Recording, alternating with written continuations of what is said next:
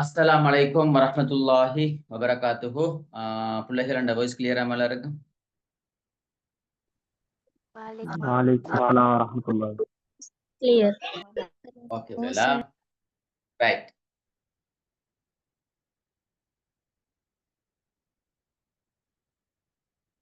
அன்புக்குரிய மாணவிகளே, அல்ஹம்துலில்லாஹ். இன்றைக்கு நாங்கம்மா எங்களோட ப்ரொஜெக்ட் 3 மாத கால செமினார பிள்ளைகள் இன்றைக்கு நாங்க ஸ்டார்ட் பண்றோம்.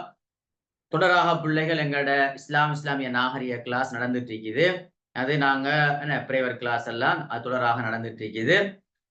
அந்த அடிப்படையில பிள்ளைகள் நாங்க கிட்டத்தட்ட 6-7 வருடங்களாக ஜூம் செய்யற பிள்ளைகள். அந்த அடிப்படையில நாங்க எங்களோட பிரேவர் கிளாஸ் அதே மாதிரி செமினார்கள்லாம் நாங்க செய்யறது.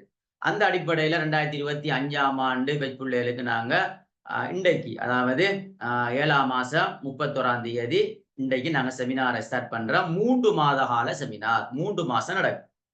சரியா பிள்ளை? இந்த 3 மாத கால செமினாருக்கு நாங்க மொத்தமாக எடுக்கிறது பிள்ளைகள் உங்களுக்கு தெரியும். நீங்க எல்லாரும் பொதுவாக சல்லி கட்டி வந்த பிள்ளைகள். சரியா பிள்ளை?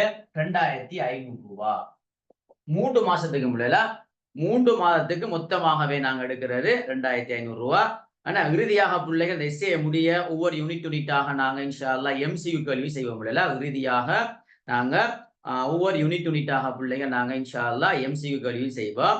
எனவே இப்படி ஒரு முழுமையான ஒரு வழிகாட்டலை இன்ஷா அல்லாஹ் உங்களுக்கு நாங்க தருவோம். எனவே பிள்ளைகள் இன்றைக்கு நாங்க செமினாரை ஸ்டார்ட் பண்றோம். அப்ப 2 குரூப்ல நாங்க எங்களோட இஸ்லாம் பிள்ளைகள் எட் பண்ணிருக்கிறோம். Group 1, group 2. சரியா பிள்ளை? 2 குரூப்ல இருக்கீங்க. சரியா பிள்ளை? அப்ப நாங்க இன்றையில இருந்து எங்களோட இதுல பிள்ளைகள் முக்கியமாக புதிய பிள்ளைகள் இருக்கீங்களாமா? புதிய பிள்ளைகள் இருந்தாம கொஞ்சம் அவசரமாக பிள்ளைகள் இந்த லிங்கின் ஊடாக இணைந்து கொள்ளுங்க பிள்ளைகளா. புதிய ஆட்கள்மா கொஞ்சம் வெயிட் பண்ணுங்க பிள்ளைகளா.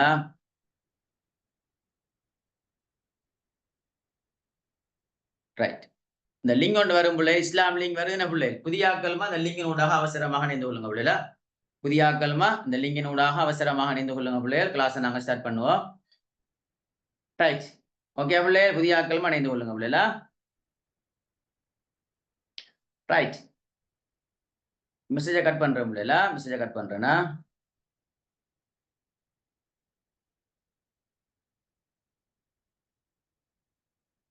ரைட். அப்ப இன்றைக்கு பிள்ளைகள் நாங்க எங்கட 3 மாத கால செமினார்ல முதலாவது கிளாஸை நாங்க இன்றைக்கு செய்யறோம். இன்றைய கிளாஸ பிள்ளைகள் நாங்க பொதுவாக ஜென்ரலாக நாங்க செய்யற பிள்ளைகள். ஏன் நாங்க இன்றைக்கு நாங்க ஜென்ரலாக செய்யறோம்னா, ஏனைய பிள்ளைகளை இந்த இஸ்லாம் பாடத்தை நீங்க எப்படி படிக்கணும், எந்த முறையில படிக்கணும், இந்த கேள்வி மயக்கங்கள்லாம் இருக்கு பிள்ளைகள். அந்த மயக்கம் எல்லாத்தையும் இன்ஷா அல்லாஹ் உங்களுக்கு பிள்ளைகள் நாங்க உங்களுக்கும் கிளியர் பண்ணி தருவோம். இந்த இஸ்லாத்துல பிள்ளைகள் சில சந்தர்ப்பங்கள்ல பொதுவான கேள்வியும் பாருது. பொதுவான கேள்வி நான் இப்ப சொல்லுவேன்னா பாஸ் பேப்பர்ல எங்கெங்க இருக்குன்னு சொல்லுவேன். நல்லா ஞாபகம் வச்சுக்கணுமா? பொது கேள்வியும் பாரு. அதையும் நாங்க இன்ஷா அல்லாஹ் உங்களுக்கு கிளியர் பண்ணி தருவோம் செமினார்ல. அதே மாதிரி எங்களோட சிலபஸை நாங்க முழுமையாக பிள்ளைகள் இந்த 3 மாத கால செமினார்ல பேப்பர் கிளாஸ், அதாவது 8 வருஷ பாஸ் பேப்பர் போட்டிருக்கிறோம். 8 வருஷ பாஸ் பேப்பர் எங்களோட பிள்ளைகளுக்கு நாங்க டியூட்டை ஃபுல்லா இஷ்யூ பண்ணிட்டோம்.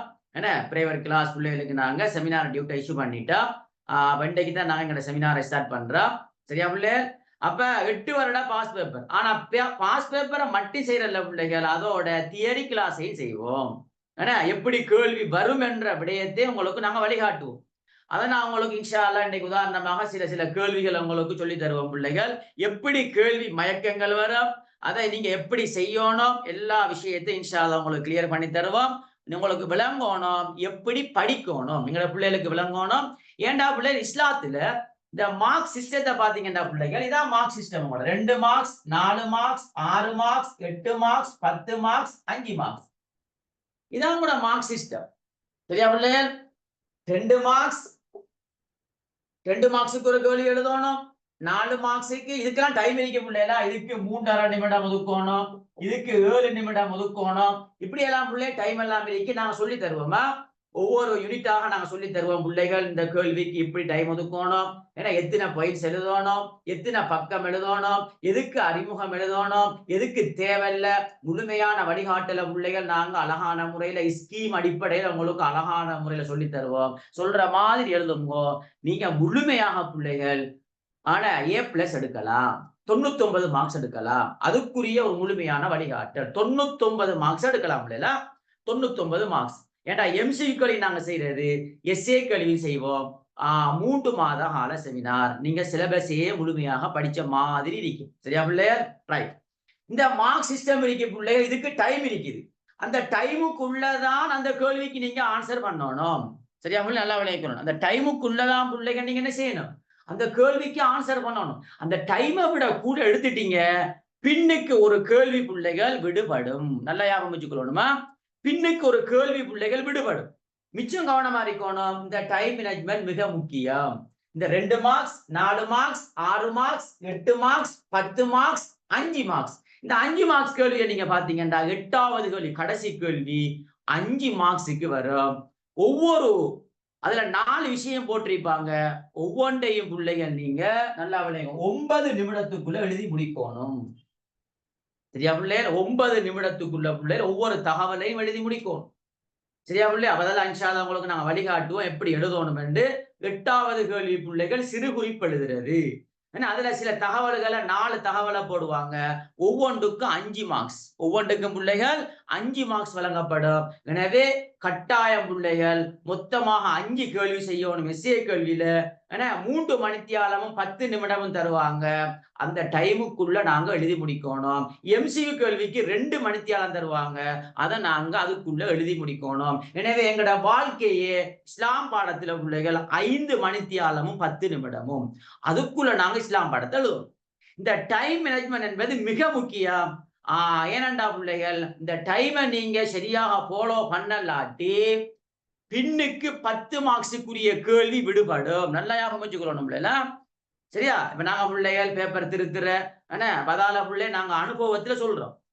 பிள்ளைகள் எதுல தவறு விடுற இந்த விஷயம் எல்லாம் எங்களுக்கு தெரியும். அப்ப அந்த தவறை நாங்க சொல்லி தருவோம். அந்த தவறை நீங்க கிளியர் பண்ணணும். சரியா பிள்ளை? இது ஒரு முக்கியமான தகவல். 2வது பிள்ளைகள், 2வது விஷயம் என்னன்னா, இந்த பொது கேள்வின்னு சொன்ன பிள்ளைல நல்லா ஞாபகம் வச்சுக்கணும். அந்த பொது கேள்வி பிள்ளைகள் இஸ்லாம் பாடத்துல போடுற பொதுவான கேள்வி. உதாரணமாக பிள்ளைகள் 2023ஆம் ஆண்டு பாஸ் பேப்பர் எடுத்து பாருங்க. 5வதுல 2வது கேள்வி ஒரு பொது கேள்வி. பாருங்க, நல்லா ஞாபகம் வச்சுக்கணும் பிள்ளைல. 8வது யூனிட்ல சம்பந்தமா பேசுறேன். 8வது அலகு சொத்து பங்கீட்டு விடயத்தில் இலங்கை முஸ்லிம்களிடையே காணப்படும் நடைமுறைகளை குறிப்பிட்டு இல்முல் மீராத் சொத்து பங்கீடு எங்கட பிரேவர் கிளாஸ்ல இப்ப போயிட்டு இருக்கு. அந்த கிளாஸ் 8வது அலகு போயிட்டு இருக்குது. இஸ்லாம் பிள்ளைகளுக்கு நல்லா விளையாடணுமா? 2025ஆம் ஆண்டு வச்சுக்கு போயிட்டு இருக்குது. சொத்து பங்கீட்டு விடயத்தில் இலங்கை முஸ்லிம்களிடையே காணப்படும் நடைமுறைகளை குறிப்பிட்டு வாரிசுரிமையின் முக்கியத்துவத்தை எழுதுகின்ற ஒரு கேள்வி வந்திருக்கு. இந்த கேள்விக்கு எப்படி எழுதணும்டா பிள்ளைகள்? சொத்து பங்கீட்டு விடயத்துல இலங்கை முஸ்லிம்களிடையே காணப்படும் நடைமுறைகள் 5 எழுதும். வாரிசுரிமையுடைய முக்கியத்துவத்தையும் 5 எழுதும். நல்லா விளையாடணும் பிள்ளைல. 2க்கு 5 புள்ளி. 2க்கு பிள்ளைகள் 5 புள்ளி, மொத்தமாக 10 புள்ளி. நல்லா விளையாடணும். அப்ப பாருங்க பிள்ளை, இது ஒரு பொதுவான கேள்வி. எப்படி கேள்விண்டா, சொத்து பங்குற பாப்பா அல்லது உம்மா மௌத்தாயினா அந்த சொத்தை பங்குற விஷயத்துல நம்மட இலங்கையில வாழக்கூடிய மக்கள் இருக்காங்களா இல்லையா, நாங்க எவ்வாறு நடந்து கொள்றோம், எங்கட நடைமுறை என்ன, இதை நாங்க எழுதணும். இது 5 புள்ளிக்கு. திரும்ப அதோட சேர்த்து அடுத்த கேள்வி வாரிசுரிமையுடைய முக்கியத்துவம், அதை எழுதணும். அதுவும் 5 புள்ளி கேட்டிருக்கு. நான் சொல்லுவேன் பிள்ளைகளா எத்தனை பாயிண்ட்ஸ் எழுதணும், இதெல்லாம் நான் இன்ஷா அல்லாஹ் செமினார்ல சொல்லி தருவேன். எப்படி எழுதணும் எல்லாம் அழகா சொல்லி தருவேன். சொல்ற மாதிரி எழுதுவோம். இது பாஸ் பேப்பர்ல வந்த கேள்வி. இன்னொரு கேள்வியை சொல்றேன் பிள்ளை, பொது கேள்வியா. இதை நான் சொல்றதெல்லாம் என்னன்னா, பாஸ் பேப்பர்ல பிள்ளைகள் இஸ்லாம் பாடத்துல பொதுவாக வரக்கூடிய சில கேள்விகள். அப்ப பொதுவாக பாஸ் பேப்பர்ல ஒரு கேள்வி வந்தா இப்ப நாம என்னத்தை படிக்கணும் பொதுவாக. இப்ப நம்ம இலங்கையை வச்சு என்னத்தை படிக்கணும் என்ற விஷயத்தை நான் கட்டாயம் படிக்கணும். அதையும் உங்களுக்கு படிச்சு தருவோம். இப்ப 2024ஆம் ஆண்டு போன வருட பாஸ் பேப்பர்ல 2024 போன வருஷ பாஸ் பேப்பர்ல 2024ஆம் ஆண்டு போன வருட பாஸ் பேப்பர்ல ஒரு கேள்வி, பொது கேள்வியா. கேள்வியை பாருங்க. போதைப் பொருள் பாவனையால் ஏற்படும் சமூக பொருளாதார பாதிப்புகளை குறிப்பிட்டு, சரியா பிள்ளை? போதைப் பொருள் பாவனை இருக்கா இல்லையா? இப்ப நிறைய போதைப் பொருள் பாவனை, ஐஸ் விஸ்கி அப்படி போதை வஸ்துக்கள் பாவிக்கப்படுது இலங்கையில. கேள்வி என்னண்டா, இதான் பொது கேள்வி. அப்ப போதைப் பொருள் 2024ஆம் ஆண்டு பாஸ் பேப்பர்ல ஏழாவதுல ரெண்டாவது கேள்வி 10 மார்க்ஸுக்கு வந்துருக்கு. அப்ப கேள்வியை பாருங்க, நல்லா ஞாபகம் வச்சுக்கொள்ளணும். போதைப் பொருள் பாவனையால் ஏற்படும் சமூக பொருளாதார பாதிப்புகளை குறிப்பிட்டு, அப்ப 5 பாதிப்பை சொல்லணும், 5 குறிப்பிடணும். இளைஞர்கள் மத்தியில் போதைப் பொருள் பாவனையை தடுப்பதற்கு உமது ஆலோசனை என்ன? அதுலயும் 5 பாயிண்ட்ஸ் எழுதணும். மொத்தம் 10 பாயிண்ட்ஸை வச்சு எழுதணும். நல்லா விளையாடணும். இதை நான் ஸ்கீம் அடிப்படையில தான் உங்களுக்கு அழகா சொல்லி தரேன். நல்லா ஞாபகம் வச்சுக்கணும். அப்ப இதெல்லாம் புள்ளி உங்களுக்கு என்ன விளங்குது? பொது கேள்வியா இல்லையா? மைக் ஒன் பண்ணி சொல்லுங்க. பொது கேள்வியா இல்லையா புள்ளி சொல்லுங்க. ஓ சார். இது பிள்ளைகள் பாஸ் பேப்பர், பழைய பாஸ் பேப்பர்ல இல்ல பிள்ளைகளா, புது பாஸ் பேப்பர்னா புதுசு. போன வருடம் சுட சுட 2024 2023 பாருங்க பக்கத்துல இப்ப கேட்ட கேள்வி. என்ன கேள்வியை பாருங்க பிள்ளைகள். இதெல்லாம் லேசி பிள்ளைகளா. இந்த பாயிண்ட்ஸ் எல்லாம் நான் விளங்கப்படுத்துவேன் பாருங்க. சொல்லுங்க அம்மா. குறிப்பிட்டு விளக்க வேணுமா சார்? 5 குறிப்பிட்டு நீங்க சும்மா நோமலா பிள்ளைல கடுமையா விளக்குறல பிள்ளைல. ஏன்னா 10 விஷயங்கள் எழுதுகின்ற போதுமா கூட விளக்குறல, சும்மா நோமலா பிள்ளைல நோமலா தான் விளக்குறேன். ஏன்னா 10 விஷயம் எழுதணுமா இல்லையா? சொல்லுங்கம்மா. 10 விஷயம் எழுதணுமா இல்லையா? ஆனா லேசி பிள்ளைல 10 விஷயம் நீங்க யோசிக்க தேவையில்ல. நாம அப்படி மிச்ச லேசா நான் விளங்கப்படுத்தும். இன்ஷா அல்லாஹ் உங்களுக்கு எல்லாம் கிளியர் பண்ணி தருவேனா. அப்ப இங்கால 5 கடுமையா விளக்க தேவையில்ல பிள்ளைல. சும்மா நோமலா விளக்கு, சோட்டாவா சும்மா நோமலாக சொல்லணும். நான் இன்ஷா அல்லாஹ் உங்களுக்கு அதெல்லாம் சொல்லி தருவேன். நான் என்ன சொல்ல வாரேன்டா நல்லா ஞாபகம் வச்சுக்கொள்ளணும். நீங்க எப்படி படிக்கணும் அதான் நான் சொல்ல வாரேன். ஏன்னா இஸ்லாம் பிள்ளைகள் நீங்க எப்படி படிக்கணும், எப்படியான கேள்விகள் வருது, நாங்க எப்படி தயாராகணும் இஸ்லாம் பாடத்துக்கு என்ற விஷயத்த முதலாவது கிளாஸ் சொல்றேன். அப்ப ரெடியா இருக்கணும் பிள்ளைகள். சரியா? அதுக்கேற்ற மாதிரி நான் வழிபடுத்துவேன். ரைட். இப்ப பிள்ளைகள் அடுத்ததாக இப்ப புதுசாக கேள்வி கேட்கிறேன்டா சார், என்ன கேட்பாங்க அப்படி ஒரு விஷயம் ஒன்றைக்கா இல்லையா? இப்ப இது சார் பாஸ் பேப்பர்ல வந்திருக்குது. போதைப் பொருள் சம்பந்தமாக ஒரு கேள்வி வந்திருக்குது. சொத்து பங்கீடு சம்பந்தமாக, போதைப் பொருள் சம்பந்தமாக, சொத்து பங்கீடு சம்பந்தமாக கேள்வி வந்திருக்கின்றா. அப்ப திரும்ப கேட்கிறேன்னா சார் என்ன கேள்விகளை கேட்பாங்க அப்படி ஒரு விஷயம் ஒன்றைக்கா இல்லையா பிள்ளை? கேட்கலாம். என்னண்டா இப்ப நம்ம நாட்டுல அதிகமாக பிள்ளை உங்களுக்கு தெரியும், கொஞ்சம் வெயிட் பண்ண முடியல, உங்களுக்கு தெரியும் தலாக். தலாக் இடம்பெறுது. எங்கட சிலபஸ்ல இருக்குதா இல்லையா தலாக்? சொல்லுங்க. தலாக் பாடம் இருக்குதா இல்லையா? சொல்லுங்க. தலாக்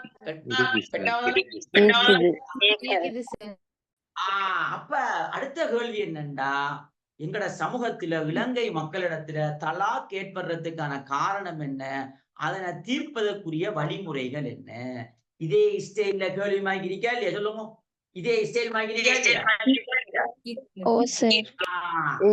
இதெல்லாம் பிள்ளைங்க நீ யோசிக்க தேவையில்ல. இதெல்லாம் எப்படிடா அப்பா எழுதுறேன்டா, சும்மா லேசி பிள்ளைல லேசான பாயிண்ட் சும்மா நான் சொல்லுவோம். பாயிண்ட்ஸை பாருங்க, நான் சொல்லுவீங்க சார் இதெல்லாம் நாங்க விடமாட்டோம் எழுதுவோம். சும்மா லேசான பாயிண்ட்ஸ் பிள்ளைல. அப்ப நம்ம நாட்டுல தலாக் என்ன, தலாக்குன்னா என்ன? திருமணம் முடிக்கிறது, அது நிக்கா. தலாக் என்பது திருமண பிரிவு. அப்ப இஸ்லாம் இருக்குது. அல்லாஹு தாலா அல்லாஹ் அனுமதித்த விஷயத்துல அல்லாஹ்வுக்கு மிகவும் வெறுப்பான விஷயம் எதுன்னு கேட்டா எம்சி கோலிக்கு வந்தா என்ன எழுதணும்?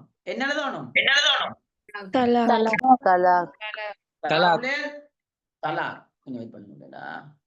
மைக் ஆஃப் ஆகும் வேண்டாம். நான் பப்ளிக்ல மைக் ஓன் பண்றல பிள்ளைல. ரைட். தலாக். அப்ப இஸ்லாம் அனுமதித்த விடயங்கள் அல்லாஹ்வுக்கு மிகவும் வெறுப்பது தலாக். அப்படியான ஒரு தலாக் இப்ப நம்ம நாட்டுல கூடுதலாக இடம்பெறதுக்கான காரணம் என்ன, அதுக்குரிய தீர்வு என்ன? கேட்கலாம். எனவே பிள்ளைகள் இதுக்கு ஏற்றமாக்கி உங்களுக்கு நான் விளங்கப்படுத்தும். சரியா பிள்ளைகள்? இதுக்கு ஏற்றமாக்கி இன்ஷா அல்லாஹ் உங்களுக்கு அழகான முறையில பிள்ளைகள் இந்த அடிப்படையில் இதுக்குதான் பிள்ளைகள் பாஸ் பேப்பர் செய்யுது. இதுக்குதான் பேப்பர் கிளாஸ் செய்யுது. ஒரு கேள்வி வந்தா அந்த கேள்வியை மட்டும் படிக்கிறதில்ல, அது சம்பந்தமான மேலதிகமான விஷயங்களையும் படிச்சுட்டு போய்த்துறோம் நாம. அப்ப நாங்க எக்ஸாம் ஹாலுக்கு போனா ஒரு பயமும் இல்ல, ஒரு டென்ஷனும் இல்ல, சும்மா அழகா கூலா இருந்து பிள்ளைகள் எழுதிட்டு வரலாம். இப்ப நாங்க வருவோம் பிள்ளைகள் முதலாவது யூனிட்டுக்கு வருவோம். யூனிட் 1க்கு வருவோம். முதலாவது யூனிட்ல என்ன இருக்கின்றா பிள்ளைகள் நல்லா ஞாபகம் வச்சுக்கொள்ளணும். முதலாவது யூனிட்ல பிள்ளைகள் நீங்க பாத்தீங்கன்னா டியூட்டில அனுப்பியிருக்கிறேன். டியூட் கிடைக்காத பிள்ளைகள் எனக்கு ஒரு மெசேஜ் ஒன்று போடுங்க, நான் அனுப்புவேன். முதலாவது யூனிட்ல பெருசா ஒன்றுமில்ல பிள்ளைகள். இஸ்லாத்துடைய சிறப்பம்சங்கள் என்ற ஒரு விஷயம் ஒன்று முக்கியமாக இருக்குது. இரண்டாவது பிரபஞ்சம் மனிதன் வாழ்வு சம்பந்தமான இஸ்லாமிய கண்ணோட்டம் ஏனைய சமயங்கள் சம்பந்தமாகவும் இருக்குது. முக்கியமாக பிள்ளைகளா, முக்கியமா நல்லா விளைவிக்கணும். இப்ப பிள்ளைகள் இந்த பாஸ் பேப்பர்ல நீங்க பாத்தீங்கன்னா பிள்ளை இஸ்லாத்துடைய சிறப்பம்சங்கள், இஸ்லாத்தின் நான் இதை விளங்கப்படுத்த போறேன். இதை வச்சுட்டா பிள்ளை ஸ்கீமை வச்சு விளங்கப்படுத்துறேன்னா பேப்பர் மார்க்கிங் போற ஸ்கீம் இருக்கா இல்லையா? சரியா பிள்ளைகள்? அதை வச்சுதான் விளங்கப்படுத்த போறேன். நல்லா ஞாபகம் வச்சுக்கணும், உங்களுக்கு விளங்கும் எப்படி படிக்கணும் என்று. எனவே பிள்ளைகள் செமினார்ல முழுமையாக சேர்ந்து படிங்கோ, 10 அழகையும் அழகான முறையில கிளியர் பண்ணி தருவேன். இஸ்லாத்துடைய சிறப்பம்சங்கள் இப்படி ஒரு கேள்வி பிள்ளைகள் பாஸ் பேப்பர்ல நீங்க பாத்தீங்கன்னா பிள்ளைகள் 2020ஆம் ஆண்டு பாஸ் பேப்பர்ல முதலாவதுல 2வது கேள்வி வந்திருக்கு. 2020ஆம் ஆண்டு பாஸ் பேப்பர்ல முதலாவது 2வது கேள்வி இஸ்லாத்துடைய சிறப்பம்சம். அப்ப இந்த கேள்வியை சரி இப்படி வந்திருக்குது. இஸ்லாத்துடைய சிறப்பம்சங்கள் 4 டியூட்டமா நான் குரூப்ல போடுவோம் பிள்ளைல, நீங்க எனக்கு மெசேஜ் ஒன்று போடுங்களா? ரைட். அப்ப நீங்க யோசிப்பீங்க பிள்ளைங்க, அப்ப இஸ்லாத்துடைய சிறப்பம்சங்கள் 4 தருகன்னு கேட்டிருக்கீங்க. நல்லா விளைவிக்கணும். இது எத்தனை மார்க்ஸுக்கு? 4 மார்க்ஸுக்கு. முதலாவது 2வது கேள்வினா எத்தனை மார்க்ஸ்? முதலாவது கேள்வினா 2 மார்க்ஸ். முதலாவது 2வது கேள்விண்டா 4 மார்க்ஸ். 4 மார்க்ஸ்.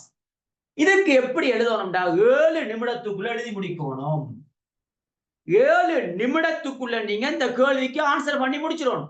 அதுக்கு மேல 1 நிமிடம் எடுத்தாலும் பின்னுக்கு ஒரு கேள்வி விடுபடும். இப்படித்தான் அழகா உங்களுக்கு வழிபடுத்துவோம் இல்லையா? ரைட்.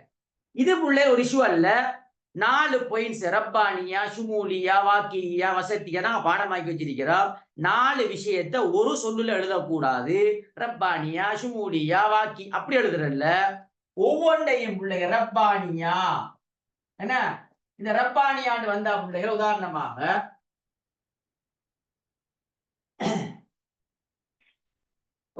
அப்படி இந்த ரப்பானியாண்டு வந்தா இத புள்ளை நாங்க பாடமாக்குற எப்படின்னா அந்த வசனத்தை வாய்ச்சி பாடமாக்க கூடாது.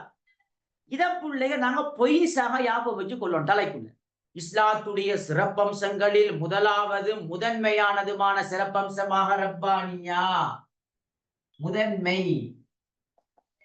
முதன்மையான சிறப்பு. முதலாவதும் முதன்மையானதுமான சிறப்பம்சம் எதுன்னு கேட்டா ரப்பானியா, தெய்வீக தன்மை. இஸ்லாம் மார்க்கம் என்பது மனுஷனால உருவாக்கப்பட்டதல்ல, எங்கட கற்பனையால உருவாக்கப்பட்டதல்ல, கடவுளால உருவாக்கப்பட்டது. அப்ப இஸ்லாத்துடைய சிறப்பம்சங்கள்ல முதலாவது முதன்மையானதுமான சிறப்பம்சம் ரப்பானியா, இறைவனோடு தொடர்பான பகுதி. இந்த ரப்பானியா என்பது யாரோடு சம்பந்தப்பட்டதுண்டா? மனிதனோடு சம்பந்தப்பட்டதா பிள்ளைகள், அல்லாவோடு சம்பந்தப்பட்டதா? சொல்லுங்க. ரப்பானியா என்பது பிள்ளைகள் மனிதனோடு சம்பந்தப்பட்டதா, அல்லாவோடு சம்பந்தப்பட்டதா? அத கட்டாயம் சொல்லும். வெரி குட் பிள்ளைகளா, வெரி குட். அல்லாஹ் ரப்பானியா என்பது இறைவனோடு சம்பந்தப்பட்டது. அடுத்தது எழுதணும். இதான் இப்படி எழுதுறல்ல, ஒவ்வொரு பாயிண்ட்ஸாக ஞாபகம் வச்சு அதை வச்சு ஒரு வசனம், அழகா எழுதலாம் பிள்ளைகளா. நான் இப்படிதான் விளங்கப்படுத்துவேன்னா ரைட். அப்ப இஸ்லாத்துடைய சிறப்பம்சங்கள்ல முதலாவது முதன்மையானதுமான சிறப்பம்சம் ரப்பானியா. இந்த ரப்பானியா என்பது இறைவனோடு தொடர்பானது. இந்த ரப்பானியாவை யார் ஏற்றுக்கொள்ளவில்லையோ, இதை ஏற்றுக்கொள்ளாட்டி மறுமையில யார் அவர்? மறுமையில் நஷ்டவாளி. ஏற்றுக்கொள்றீங்களா பிள்ளை? நீங்க ஏற்றுக்கொள்றீங்களா இந்த பாயிண்ட்ஸ்? சொல்லுங்க.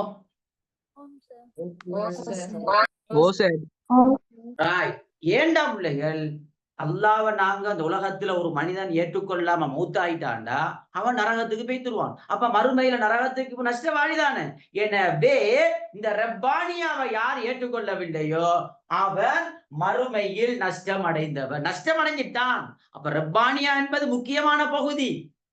இதான் இஸ்லாம் என்ன தௌஹீதுடைய பிரதான பிரிவுகள் இருக்கா இல்லையா? அதுல முதலாவது பிரிவும் எது? தௌஹீதுடைய பிரதான பிரிவுகள்ல முதலாவது பிரிவு எது? ருபூபியா, ரப்பு. அதாவது ரப்புன் என்ற சொல்லிலிருந்து பிறந்ததான் ருபூபியா. ஏற்றுக்கொள்றீங்களா? ரப்புன் என்ற சொல்லிலிருந்து ரப்புன் பரிபாலிப்பவன். ஓமாலியா பிள்ளை? நல்லா விளையக்கொள்ளணும் நம்மள தெளிவாக அழகா சொல்லித்தர பிள்ளைகள் அழகா விளையக்கொள்ளுங்க. எப்படி எழுதுரு எக்ஸாமுக்கு போனா எப்படி பொயின்சையாபம் வச்சுக்கொள்ளும் மறக்காது பிள்ளைல. அதே மாதிரி இது பிள்ளை நான் கொஞ்சம் கூட விளக்கமா சொல்லுவேன். ஆனா அந்த கேள்விக்கு ஏற்ற மாதிரி பிள்ளைகள் விளக்கத்தை கூட்டுறதா குறைக்கிறதான்னு நீங்க தீர்மானிக்கணும். இந்த கேள்வி கூட இந்த இடத்துல 4 மார்க்ஸுக்கு வந்துடும். சில டைம்ல இதே கேள்வி 10 மார்க்ஸுக்கு வரலாம். சில டைம்ல இதே கேள்வி 5 மார்க்ஸுக்கு வரலாம். அப்ப எத்தனை மார்க்ஸுக்கு வருவதோ அதுக்கு ஏற்ற மாதிரி விளக்கத்தை கூட்டுறதா குறைக்கிறதா என்று நாங்க தீர்மானிப்போம். இவ்வளத்தை வந்திருக்குது 4 மார்க்ஸுக்கு பாஸ் பேப்பர்ல. அப்ப எத்தனை மார்க்ஸுக்கு வருவதோ அந்த டைமை அமைச்சு கொள்ளணும். 2 மார்க்ஸுக்கு time, 4 marks, 6 marks, 8 marks, 10 marks, 5 marks. இந்த டைமுக்குள்ள எங்களுக்கு தெரியும் 10 மார்க்ஸுக்கு வந்தா கொஞ்சம் விளக்கமா எழுதணும்.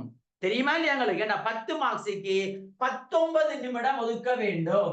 இதே கேள்வி 10 மார்க்ஸுக்கு வந்தா 19 நிமிடத்தை ஒதுக்கி நீங்க என்ன செய்யலாம்டா, இந்த இஸ்லாத்துடைய சிறப்பம்சங்களை 5 விஷயங்களை கட்டாயம் விளங்கப்படுத்த வேண்டும். 6வது விஷயத்தை சும்மா நோமலாக விளக்கம் தேவையில்லையா? 6வது சும்மா நோமலா எழுதிடும், அவ்வளவுதான். என்ன சுஷோட்டா எழுதிடும். ஆனா 5 கட்டாயம் பிள்ளைகள் விளக்கப்பட வேண்டும். இதை நாங்க 19 நிமிடம். அப்ப ஏனண்டா டைமை பார்க்கணும். இங்க கேட்ட கேள்வி பாஸ் பேப்பர்ல 4 மார்க்ஸ். அப்ப 4 மார்க்ஸ் கேட்டா 4 பாயிண்ட்ஸ் எழுதணும். ஆனா கடுமையா விளக்க கூடாது. ரப்பானியாவை ஒரு 3-3.5 வரிக்குள்ள, அவ்வளவுதான். 3-3.5 வரிக்குள்ள விளக்கினா போதும். கூட விளக்க கூடாது. ஏன்டா டைமை பார்க்கணும் 7 நிமிடம். அப்ப கூட விளக்கிட்டு இருந்தோம்டா நாங்க நிறைய படிச்சிருப்போம், கொப்பில நிறைய எழுதிருப்போம். ரப்பானியா கூட விளக்கினோம்டா டைம் போகும். டைம் போக போக போக பின்னுக்கு இருக்கக்கூடிய கேள்வி விடுபடும். மிச்சம் கவனமா இருக்கணும் இல்லையா? மிச்சம் கவனமா இருக்கணும் எங்கட பிள்ளைகளே. இதுலதான் எங்கட பிள்ளைகள் கேலசா இருக்கிறது. நாங்க பிள்ளைகள் அவதானிக்கிற பிள்ளைகள் பேப்பர் திருத்திர டைம்ல, அதே மாதிரி எக்ஸாம் ஹால்ல பிள்ளைகள் அவதானிக்கிற டைம்ல பிள்ளைகள் விடுற தவறு உண்டு. டைம் மேனேஜ்மெண்ட், டைம் ஷெட்யூல் இல்ல. அதுக்காகத்தான் நான் அடிக்கடி விளங்கப்படுத்துகின்ற போது இதை சொல்லியே விளங்கப்படுத்துவேன். பிள்ளைகள் பாஸ் பேப்பர்ல இப்படி வந்திருக்குது. இந்த கேள்வி 10 மார்க்ஸுக்கு வந்தா எப்படி எழுதணும், 8 மார்க்ஸுக்கு வந்தா எப்படி எழுதணும், 4 மார்க்ஸுக்கு வந்தா எப்படி எழுதணும், அந்த டைம் ஷெட்யூல் எப்படி, இதெல்லாம் அழகா சொல்லி தருவார். அப்ப ரப்பானியாண்டா பாருங்க பிள்ளைகள், இஸ்லாத்துடைய சிறப்பம்சங்கள்ல முதன்மையானது, இறைவனோடு தொடர்பானது. இதனை யார் இந்த உலகத்துல ஏற்றுக்கொள்ளவில்லையோ அவன் மறுமையில நஷ்டம் அடைந்து விடுவான். எனவே இந்த ரப்பானியா என்ற பகுதியை ஜாஹிலியா கால மக்கள் ஏற்றுக்கொண்டார்கள். இது எம்சிக்கு சில டைம்ல வரும். ஜாஹிலியா கால மக்கள் தௌஹீதுடைய வகைகள்ல 3 வகைகள்ல முக்கியமாக ஜாஹிலியா கால மக்கள் ஏற்றுக்கொண்ட பிரிவு உண்டா, ரப்பானியாவை ஜாஹிலியா கால மக்கள் ஏற்றுக்கொண்டார்கள். உங்களோட சிலபஸ்ல 10வது அளவுல விளங்கப்படுத்துவோம் இல்லையா? ஜாஹிலியா காலம் என்பது உங்களோட 10வது சிலபஸ். எனவே ஜாஹிலியா கால மக்கள்கிட்ட அல்லாஹ் குர்ஆன்ல சொல்கிறான், நபியை நீங்க கேளுங்க, என்ன சூரியனை படைத்தது யார், சந்திரனை படைத்தது யாருன்னு கேட்டா அவங்க அல்லாஹ்ன்னு சொல்லுவாங்க. அப்ப அல்லாஹ்வை ரப்பாக ஏற்றுக்கொண்டார்கள். அப்ப எதாக ஏற்றுக்கொள்ளலண்டா, இலாக ஏற்றுக்கொள்ளல, கடவுளாக ஏற்றுக்கொள்ளல. ஆனா ரப்பானியா என்கின்ற அந்த கோட்பாட்டை ஏற்றுக்கொண்டார்கள். இது கோட்பாடு. ரப்பானியா என்பது கோட்பாடு. ஆனா உலூஹியா என்பது அது செயற்பாடு, பிராக்டிக்கல். இப்ப நான் அல்லாஹ்வை ஏற்றுக்கொண்டா தொழணும். தொழுறது என்பது செயற்பாடு. அல்லாஹ்வை ஏற்றுக்கொள்ளுதல் என்பது சரியா பிள்ளைகள் கோட்பாடு. நல்லா விளையக்கணும் பிள்ளைகளா, நல்லா விளையக்கணும். சில டைம்ல பிள்ளைகள் கேள்வியை இப்படியும் கேட்கலாமா, சொல்லித்தாருன்னா பாருங்க. தௌஹீதின் பிரதான 2 பிரிவுகளையும் அவற்றுள் உள்ளடங்குகின்ற 3 முக்கிய விடயங்களையும் குறிப்பிடுக. அப்படி ஒரு கேள்வி கேட்கலாம். நல்லா விளையக்கணும் நம்மள. தௌஹீதுடைய பிரதான 2 பிரிவுகளையும் அவற்றுள் உள்ளடங்குகின்ற முக்கிய 3 அம்சங்கள். அப்ப பிரதான பிரிவு நீங்க யோசிக்க கூடாது. தௌஹீது 3 வகை தானே. அப்ப பிரதான பிரிவுன்னு கேட்டா கோட்பாடு, செயற்பாடு. இதான் பிரதான 2 பிரிவு. கோட்பாடு செயற்பாடு என்பது பிரதான 2 பிரிவு. இதுக்குள்ள வார அம்சம்தான் ருபூபியா, உலூஹியா, அஸ்மா வ சிஃபாத். அப்ப பாருங்க போல இப்படியும் கேள்வி கேட்கலாம். அப்ப நான் அழகா சொல்லிட்டு நாம படிச்ச விஷயம் தான் பிள்ளைல கேள்வியை மட்டும்தான் புதிய ஸ்டைல்ல படிக்கிறேன். நாம மத்ததெல்லாம் நாங்க படிச்ச விஷயம் தானா ஒரு பயப்பட தேவையில்லை. சரியா பிள்ளைய? அப்ப ரப்பானியான் இப்படி வந்தா பிள்ளைங்க நாங்க என்ன செய்யணும்டா அப்ப 4 விஷயங்களை நாங்க எழுதணும். ரப்பானியா, சுமூலியா, வாக்கியாண்டு நாங்க இப்படிதான் படிக்கணும். இதான் ஞாபகம் இருக்கும் எங்களுக்கு. சும்மா பிள்ளை பந்திய வாங்கிட்டு போனீங்கண்டா என்ன எழுதணும் என்று விளங்காது. அப்ப இதுக்கு நம்ம குர்ஆன் வசனம் எழுதுறேன்டா அல்லாஹ்விடத்தில் அங்கீகரிக்கப்பட்ட மார்க்கம் இஸ்லாம் மார்க்கமாகும். ஏன்னா இஸ்லாம் மார்க்கம் என்பது அல்லாஹ்வால உருவாக்கப்பட்ட ரப்பானியா அல்லாஹ்வால உருவாக்கப்பட்ட மார்க்கம். அப்படி எழுதலாம். ஆதாரம் உண்டு நாங்க போடலாம். ஆதாரம் உண்டை பிள்ளைகள் நாங்க போடலாம். இப்படி பிள்ளைகள் நாங்க விளக்கணும். இதையும் தாண்டி பிள்ளைகள் நல்லா விளையாடணுமா? இதெல்லாம் எங்கட பிள்ளைகளுக்கு தெரியும். இஸ்லாத்துடைய சிறப்பம்சங்கள் ரப்பானியா, சுமூலியா, வாக்கியா, வசத்தியா, அஸ்ஸஃபாத் வல் முரூரான்னு தெரியும்.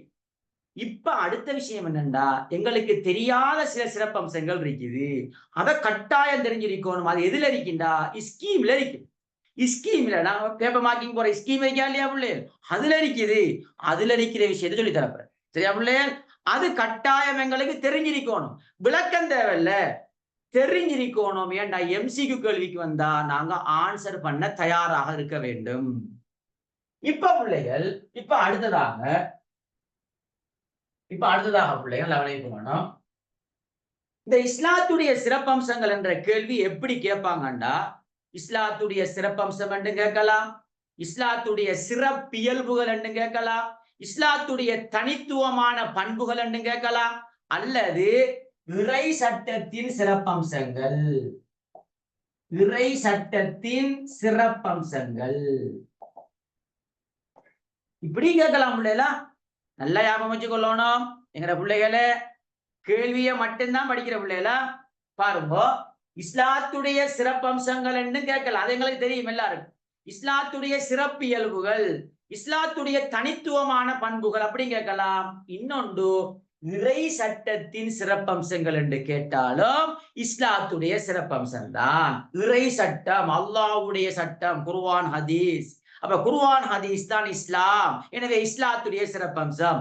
அதை மாறி கேட்கிறேன்டா இறை சட்டத்தின் சிறப்பம்சங்கள் என்று கேட்கலாம். மிச்சம் கவனமா இருக்கணும். சரியா பிள்ளையா? இப்படி கேட்டாலும் இஸ்லாத்துடைய சிறப்பம்சங்கள் ரப்பானியா, சுமூலியா, வாக்கியா அதை பயப்படாம எழுதுங்கோ. நான் சொன்ன விஷயம் பிள்ளைய கொஞ்சம் இன்ஃபார்ம் பண்ணுங்க. மைக் ஒன் பண்ணி இன்ஃபார்ம் பண்ணுங்கம்மா. விளையாட்டா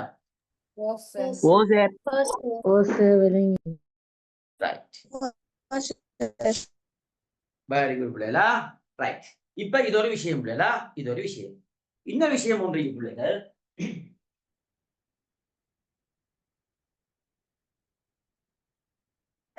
இஸ்லாத்துடைய சிறப்பம்சங்கள்ல ஒன்றுதான் வுது.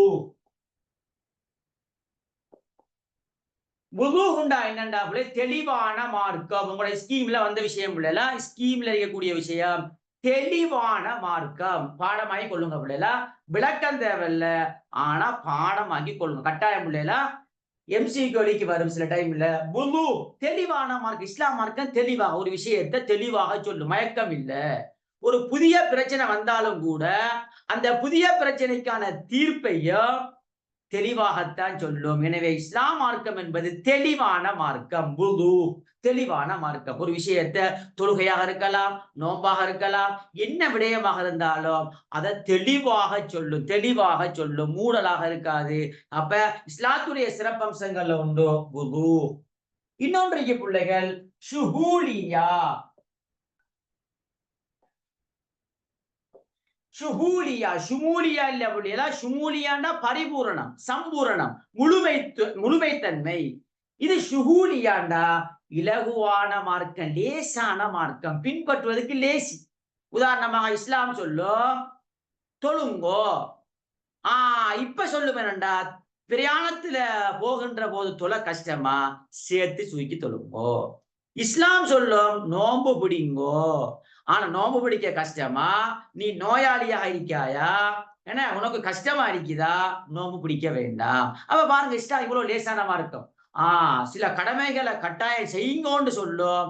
ஆனா எங்களுக்கு கஷ்டமாக இருந்தா இப்ப பிரயாணத்துல போற டைம்ல எங்களுக்கு இடையில நின்று தொழுகிற கஷ்டம், அதனாலதான் சேர்த்து சுருக்கி தொழுங்கோ என்று இஸ்லாம் சொல்லுது. ஜம்மு கசிர்.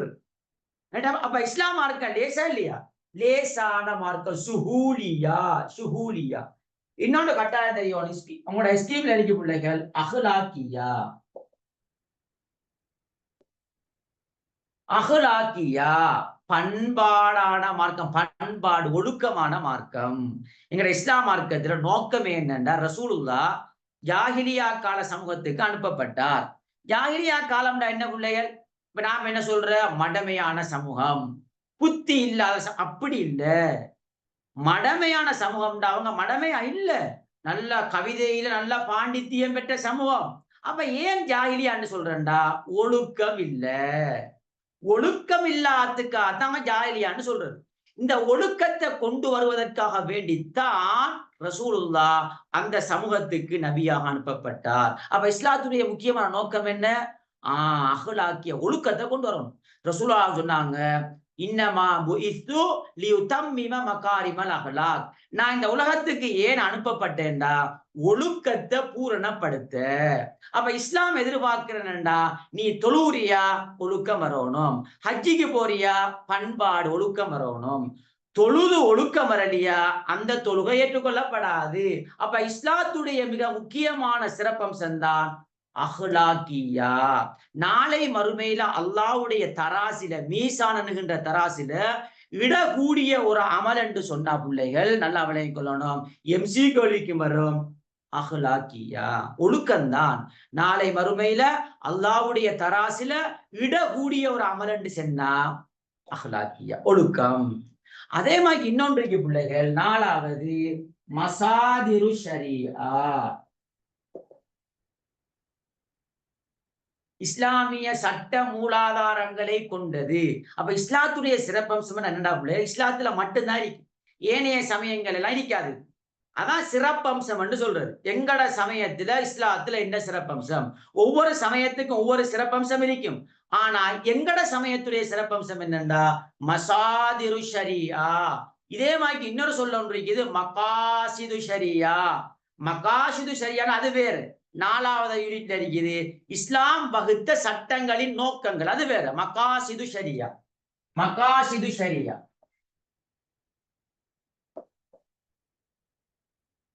மகாசிது ஷரியா அது வேற பிள்ளைல, நல்லா விளையாடணும். இதென்னண்டா மசாதிரு ஷரியா, இஸ்லாமிய சட்ட மூலாதாரங்கள். பிரதான சட்ட மூலாதாரம், துணை சட்ட மூலாதாரம், இதெல்லாம் எதுல இருக்குது? இஸ்லாத்துல இருக்குது. அப்ப இஸ்லாத்துடைய சிறப்பம்சமா இல்லையா? இஸ்லாத்துடைய சிறப்பம்சம் மசாதிரு ஷரியா. இதெல்லாம் பிள்ளைகள் நாங்க தெரிஞ்சிருந்தா போதுமா?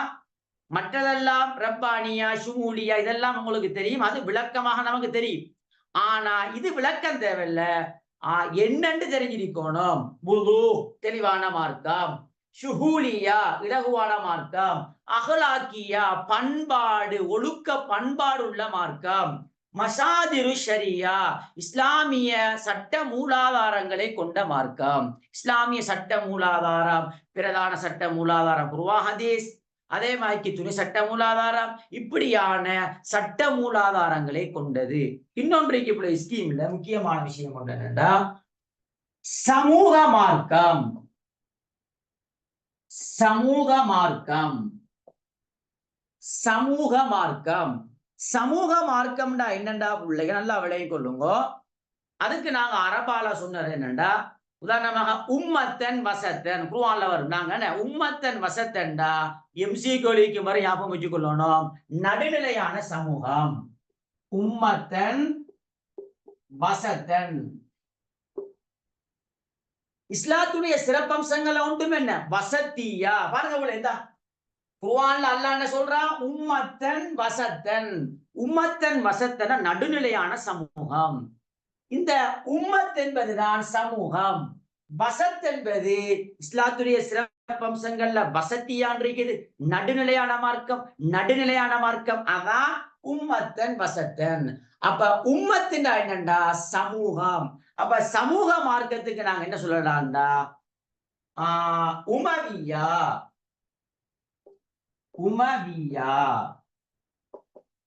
உமவியா, உம்மத்திலிருந்து வந்ததுதான் உமவியா.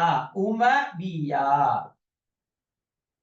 உமவியா உமவியாண்டா பிள்ளைகள் சமூக மார்க்கம். ரசூலுல்லா பிள்ளைகள் சும்மா லேசான உதாரணம் சொல்றேன் பாருங்க. ரசூலுல்லா மக்காவிலிருந்து மதீனாவுக்கு போன உடனே செஞ்ச வேலைகள்ல முக்கியமாக மதீனா சாசனம் வரும். அதே மாதிரி பள்ளியை கட்டினார். ரசூல்லாட ஒட்டகம் இவ்விடத்தை போய் நின்றதோ அந்த இடத்தை ரசூல்லா வாங்கி மஸ்ஜிது நபவியை கட்டினார். பள்ளி என்னத்துக்கு ரசூல்லா கட்டினார்? ஒரு சமூகத்தை உருவாக்க. பள்ளியின் ஊடாகத்தான் ஒரு சமூகத்தை உருவாக்கலாம். பள்ளியில ரசூலுல்லா கல்வியை போதித்தார். அப்ப கல்வியின் ஊடாக ஒரு சமூகத்தை உருவாக்கலாம். ரசூலுல்லா பள்ளியில தான் அரசியல் செய்தார். அரசியலின் ஊடாகத்தான் ஒரு சமூகத்தை உருவாக்கலாம். அப்ப இஸ்லாம் மார்க்கம் என்பது என்ன? இப்ப சமூகமான மார்க்கம். சமூகமாக இருக்கணும், தனித்திருக்கப்பட சமூகத்தோட சேர்ந்து நாங்க போகணும், சமூகத்தோட உருவாக்கணும்.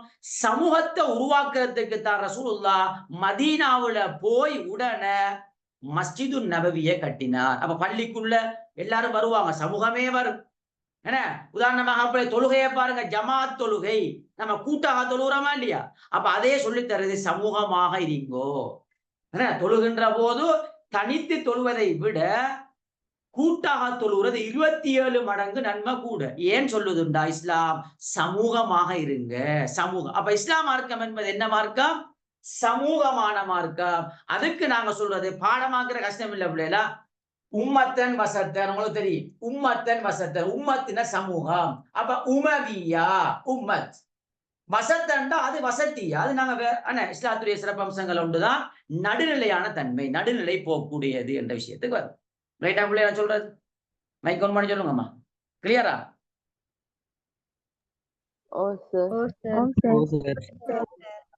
ரைட். நல்ல அழகா பிள்ளைகள். இதெல்லாம் எப்ப உங்களுக்கு விளங்கும்டா? எக்ஸாம் ஹாலுக்கு போனதான் விளங்கும். சரியா பிள்ளைகள்? தெளிவாக அழகா சொல்ற பிள்ளைகள். எனவே இன்ஷா அல்லாஹ் எங்களோட பிரைவேட் செமினார் தொடராக நடக்கும். இன்றைக்கு தான் ஸ்டார்ட். அந்த முதலாவது ஸ்டார்ட் என்ற பாடத்தை நாங்க ஜென்ரலாக ஒரு ஃப்ரீயாக செய்யற பிள்ளைகளா. மற்றபடிக்கு மற்றதெல்லாம் இன்ஷா அல்லாஹ் செக் பண்ணி பார்த்துக்கொள்ளுங்க பிள்ளைகளா. 2 குரூப்ல ஏதாவது ஒரு குரூப்ல இருக்கீங்கன்னு பார்த்துக்கொள்ளுங்க. பிரைவேட்டா பிள்ளைகளா? பிரைவேட், அதாவது குரூப் 1 குரூப் 2 இருக்கீங்க. 2ல ஏதாவது ஒரு குரூப்ல இருந்தா ஓகே பிள்ளைகளா. ரைட். இப்ப பிள்ளைகள் அடுத்தது இது ஒரு முக்கியமான விஷயம் பிள்ளைகளா.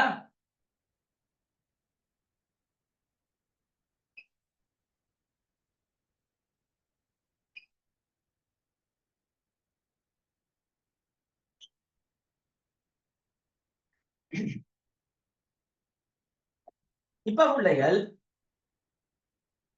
2020ஆம் ஆண்டு பாஸ் பேப்பர்ல பிள்ளைகள் 2020ஆம் ஆண்டு பாஸ் பேப்பர்ல 4வது கேள்வி பிள்ளைகள். 4வதுல 2வது கேள்வி உங்களோட டியூப்ல இருக்குது. பிரபஞ்சம், மனிதன், வாழ்வு. பிரபஞ்சம், மனிதன், வாழ்வு சம்பந்தமான இஸ்லாமிய கண்ணோட்டம் என்று கேட்டிருக்கு. நல்ல விளையாடலாம். உதாரணமாக பிரபஞ்சம் பற்றிய இஸ்லாமிய கண்ணோட்டம். ஒன்று பிள்ளைகள் பாஸ் பேப்பர்ல வந்திருக்குது. எப்படின்னா பிரபஞ்சம், மனிதன், வாழ்வு 3ஐயும் கேட்டிருக்கு. 3ஐயும் கேட்டா பிள்ளைகள் எப்படி எழுதுற? எப்படி எழுத கேட்டா இந்த 3ஐயும் வைத்து 10 பாயிண்ட்ஸ் எழுத வேண்டும். 10 கருத்து வரும். 10 கருத்து வரணும் பிள்ளைல. 3ஐயும் வச்சு 10 கருத்து வரும். நல்லா விளையாடணுமா? இந்த கேள்வி சிஸ்டத்தை சொல்லி தரேன் பிள்ளைல. நீங்க பாருங்க, நீங்க எப்படி படிக்கணும். சும்மா கண்டமாய்க்கு எழுதுற பிள்ளைல. கண்டமாய்க்கு எழுதி நீங்க மார்க்ஸ் குறையும். 1 மார்க்ஸ் என்பது எங்கட பல்கலைக்கழக அனுமதிய இல்லாம செஞ்சிடும். நாங்க 1 மார்க்ஸ் குறைய எடுத்தாலும் பல்கலைக்கழகத்தை விட்டு நாங்கள் வெளியேற்றப்படுவோம். அப்ப 1 மார்க்ஸ் என்பது பெருமதியா இல்லையா? ஏலவல்ல பெருமதி. 1 மார்க்ஸும் நீங்க விடக்கூடாது என்பதற்காகத்தான் இந்த அளவுக்கு நுணுக்கமாக உங்களுக்கு பிள்ளைகள் எத்தனை பாயிண்ட்ஸ் எழுதணும், எப்படி எழுதணும் என்ற விஷயம் எல்லாம் ஏன் சொல்றேன்டா, இந்த டைமுக்குள்ள நீங்க எழுத விட்டீங்கன்னா பின்னுக்கு 10 மார்க்ஸ் கேள்வி வைத்துண்டா பிள்ளை 10 மார்க்ஸ் யோசிச்சு பாருங்க. 1 மார்க்ஸ் போனாலே எங்களுக்கு பெரியதொரு தாக்கம். 10 மார்க்ஸ் போனா பிள்ளைய அநியாயமா இல்லையா? எனவே சொல்ற மாதிரி போல பண்ணுங்க. பிரபஞ்சம், மனிதன், வாழ்வு பற்றி பாஸ் பேப்பர்ல வந்திருக்குது. இந்த கேள்வி வந்தா பிரபஞ்சம் பற்றிய ஒரு 3 கருத்து எடுங்கோ, மனிதன் பற்றிய 3 கருத்து எடுங்கோ, வாழ்வு பற்றி ஒரு 4 கருத்து எடுங்கோ. அப்ப மொத்தமாக 10 கருத்தை வச்சு பிள்ளைங்க அதை நாங்க அந்த விஷயத்தை விளக்கணும். நல்லா விளக்கணுமா? 10 கருத்தை வைக்கணும். அதை மையமாக வைத்துத்தான் இதை விளக்கணும் நாங்க. ஏன்னா இது பிள்ளைகள் பாஸ் பேப்பர்ல வந்த கேள்வி. இப்ப பிள்ளைகள் சில டைம்ல இப்ப இது 2020ஆம் ஆண்டு கேட்டிருக்கு. இன்னொரு விஷயத்தை விளங்கிக் கொள்ளணும். இஸ்லாமிய கண்ணோட்டம் என்று கேட்ட அந்த கேள்வியை வித்தியாசமாக கேட்கலாம். இப்ப பாஸ் பேப்பர்ல கண்ணோட்டம் வந்திருக்குது. இந்த கண்ணோட்டத்துக்கு பதிலாக வேற ஒரு தலைப்பை போடலாம். இஸ்லாத்தின் பார்வை, இஸ்லாத்தின் நோக்கு, இஸ்லாத்தின் கோட்பாடு, இஸ்லாத்தின் எண்ணக்கரு. எல்லாம் உண்டுதான் இல்லையா? எல்லாம் உண்டுதானா?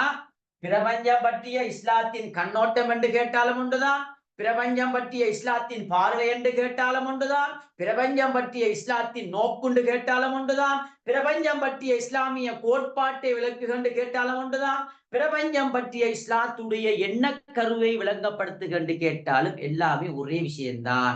நல்லா ஞாபகம் வச்சுக்கொள்ளுங்கோ. இஸ்லாத்தின் கண்ணோட்டம், பார்வை, நோக்கு, கோட்பாடு, எண்ணக்கருன்ற ஒரு கேள்வி வந்தா அந்த இடத்துல கட்டாயம் குர்ஆன் ஹதீஸை வச்சுதான் விளக்க வேண்டும். இஸ்லாத்தின் கண்ணோட்டம். அப்ப அங்க என்ன வரணும்? நாங்க விளக்கம் எழுதணும், ஓகே. ஆனா அங்க குர்ஆன் ஹதீஸை வச்சுத்தான் ஒவ்வொரு விஷயத்தை நாங்க விளக்க வேண்டும் என்ற விஷயத்தை ஞாபகம் வச்சு கொள்ளுங்க. எந்த கேள்வி வந்தாலும் இஸ்லாத்தின் கண்ணோட்டம், இஸ்லாத்தின் பார்வை, இஸ்லாத்தின் நோக்கு, இஸ்லாத்துடைய கோட்பாடு, இஸ்லாத்துடைய எண்ணக்கரு என்ற ஒரு கேள்வி வந்தா ஞாபகம் வச்சு கொள்ளணும். நீங்க எழுதுங்க, எழுதக்குள்ள இடையில குர்ஆன் ஹதீஸ கட்டாயம் போடணும். ஏன்னா இஸ்லாத்தின் பார்வை என்று சொல்றது அங்க குர்ஆன் ஹதீஸ் எழுதப்பட வேண்டும் என்ற விஷயத்தை பிள்ளைகள் என்ன இஸ்லாத்துடைய அவதானம் என்ன வெரி குட். இஸ்லாத்துடைய அவதானம் என்னமா ஓகே. இப்படி பிள்ளைகள் இதெல்லாம் கட்டாயம் நல்ல விஷயம் தலைக்கெடுத்துக் கொள்ளணும் இல்லையா? இது முக்கியமான விஷயம். இப்ப பிள்ளைகள் நல்லா விளங்கிக் கொள்ளணும். இந்த கேள்வி பிள்ளை உதாரணமாக பிரபஞ்சம், மனிதன், வாழ்வு பற்றிய இஸ்லாமிய கண்ணோட்டம் கேட்ட இன்னொரு விஷயத்தை அதுக்கு உள்ளடக்கணும். ஏனைய சமயங்களை சொல்லணும். உதாரணமாக பிள்ளைகள் இப்ப பாஸ் பேப்பர்ல பிள்ளைகள் இந்த கேள்வி வந்துருக்கு. இது ஓகே, எங்களுக்கு தெரியும் எப்படி எழுதணும். ஏன்னா ஸ்கீம்ல அழகா சொல்லப்பட்டு இது எப்படி எழுதணும் முறை ஓகே. இப்ப ஒரு கேள்வி இந்த முறை வந்துட்டு வச்சுக்கொள்ளுங்க. எப்படின்னா பிரபஞ்சம் பற்றிய இஸ்லாத்தின் எண்ணக்கருவை விளக்குக. பிரபஞ்சம் பற்றிய இஸ்லாத்தின் எண்ணக்கருவை விளக்குக ஒரு கேள்வி வந்துட்டு வச்சுக்கொள்ளுங்க. அல்லது இஸ்லாத்தின் கண்ணோட்டம் வந்தா இப்ப எப்படி சேர் எழுதுற இதான் தெரியும் எங்களுக்கு. இது ஓகே. பிரபஞ்சம், மனிதன், வாழ்வு மூண்டையும் பாஸ் பேப்பர்ல கேட்டிருக்குது. அப்ப எங்களுக்கு எப்படி எழுதணும் விளக்கம் தெரியுமா இல்லையா? இப்ப அடுத்த விஷயம் என்னண்டா இதுக்குள்ள பிள்ளைய நல்லா விளையம் கொள்ளணும். பிரபஞ்சம் பற்றிய இஸ்லாத்துடைய எண்ணக்கரு பார்வை என்று பொதுவாக கேட்டாலும் ஏனைய சமயங்களை ஷோர்ட்டா எழுதணும். என்ன பாரசீக சீனர்கள், பௌத்தர்கள், கிறிஸ்தவர்கள் என்ன சொல்றாங்கன்ற கருத்தை ஷோர்ட்டா எழுதுறியா விளக்கமா இல்லையா? ஷோர்ட்டா தான் எழுதும். ஆனா சில கேள்விகள் வரும். பிரபஞ்சம் பற்றிய இஸ்லாத்துடைய கண்ணோட்டத்தை ஏனைய சமயங்களோடு ஒப்பிட்டு விளக்குறேன்டா. அப்ப எங்களுக்கு விளங்குதானே? இஸ்லாத்தின் கண்ணோட்டத்தையும் கேட்காங்க, ஏனைய சமயங்களையும் கேட்காங்க. அது நேரடி கேள்வி. இப்ப என்னண்டா பிள்ளைகள், ஏனைய சமயங்கள் என்று கேட்காம பிரபஞ்சம் பற்றிய இஸ்லாத்துடைய எண்ணக்கருவை விளக்குகண்டு கேட்டாலும் இப்ப என்ன செய்யணும்டா? ஷோர்ட் 10 மார்க்ஸுக்கு வந்தா பிள்ளைல 10 மார்க்ஸுக்கு வந்தா ஒரு ஷோர்ட்டான ஒரு அறிமுகம், ஒரு 3 வரி, ஒரு 4 சின்ன ஒரு அறிமுகம் பிள்ளைல, பெருசா இல்லையா? அறிமுகம் நல்லா விளையாடணுமா? அறிமுகம். ரெண்டாவது பிரபஞ்சம் பற்றி இஸ்லாம் என்ன சொல்லுது பாயிண்ட்ஸ் இருக்கா இல்லையா? அந்த பாயிண்ட்ஸ்ல 5 பாயிண்ட்ஸ். 5 பாயிண்ட்ஸ். அப்ப அறிமுகம் ஷோர்ட்டா பிள்ளைல, அறிமுகம் ஒரு 3 வரையில வந்தாலும் போதும். சும்மா ஒரு அறிமுகம் 10 மார்க்ஸுக்கு தான் எழுதணும் பிள்ளைல. இந்த 4 மார்க்ஸுக்கு 6 மார்க்ஸுக்குலாம் அறிமுகம் தேவை இல்லையா? நான் சொல்லி தருவேன் உங்களுக்கு அழகா. 10 மார்க்ஸுக்கு பிள்ளைய கொஞ்சம் ஷோர்ட்டாவா, பெருசா தேவையில்லை, சும்மா நோமலா என்ன சின்ன ஒரு அறிமுகமா, குட்டி அறிமுகம் நல்லா விளையாடணும். ரைட். இப்ப பிரபஞ்சம் பற்றிய இஸ்லாமிய கண்ணோட்டம் இருக்கா இல்லையா, அதுல 5 பாயிண்ட்ஸ் எழுதணும். 5 பாயிண்ட்ஸ் எழுதுகின்ற போது இப்ப என்ன எழுதணும் அதுக்கு சொல்லுங்க. இப்ப சொல்லி தந்து என்ன எழுதணும், மைக் ஒன் பண்ணி சொல்லுங்க. பாயிண்ட்ஸ் எழுதுறதோட என்ன எழுதணும்? வெரி குட், வெரி குட் பிள்ளைகளா, வெரி குட். எங்களை பிள்ளைகள் பிடிச்சிட்டு விஷயத்த மாஷா அல்லாஹ். இதான் தேவை பிள்ளைகளா, இதான் தேவை எங்களுக்கு. என்ன எங்கட பொயின்ஸ் பிள்ளைகள் பிரபஞ்சம் அல்லாவால் படைக்கப்பட்டது, ஒரு நாள் அழியும். என்ன இதெல்லாம் ஓகே, பொயின்ஸ் எல்லாம் எங்களுக்கு நல்லா பாடமாகி வச்சிருக்கோம்.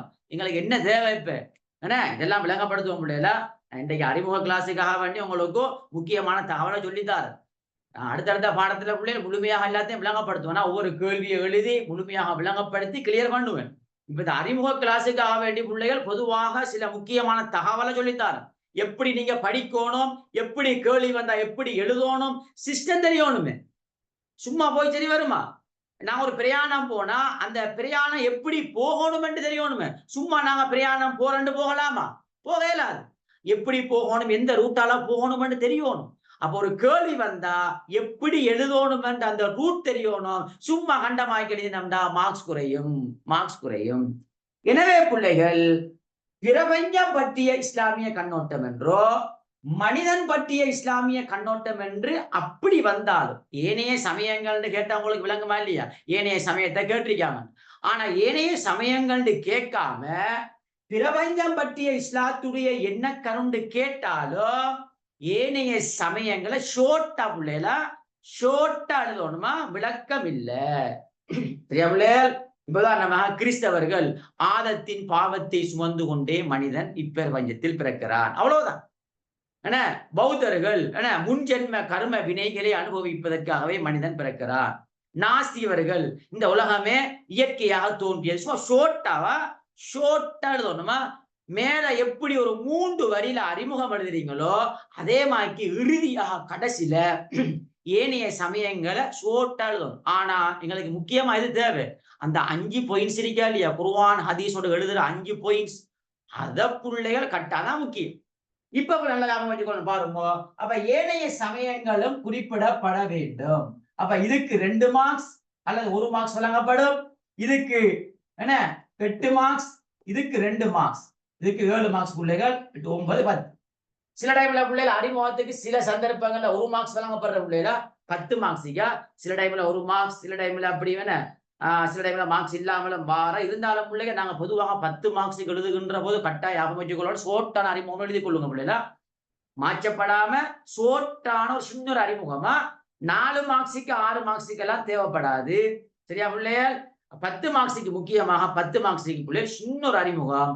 ஆனா கட்டாயம் 5 பாயிண்ட்ஸ் விளக்கப்பட வேண்டும். இத பிள்ளைகள் அறிமுகம் எழுதுற பிள்ளை பிரபஞ்சம்னா என்ன, அல்லாஹ் தவிர்ந்த எல்லாத்தையும் நாங்க என்ன சொல்லுவோம், பிரபஞ்சம் என்று சொல்லுவோம். அல்லாஹ் அரிசியில் இருக்கிறார். அப்ப அல்லாஹ்வுடைய அரிசை தவிர்ந்த அனைத்துமே என்னது, என்ன எல்லாமே பிரபஞ்சம் தான். அரிசி என்பது எங்க இருக்குது, வானத்துல இருக்குது. அப்ப அது பிரபஞ்சமா? அது பிரபஞ்சம் இல்லை.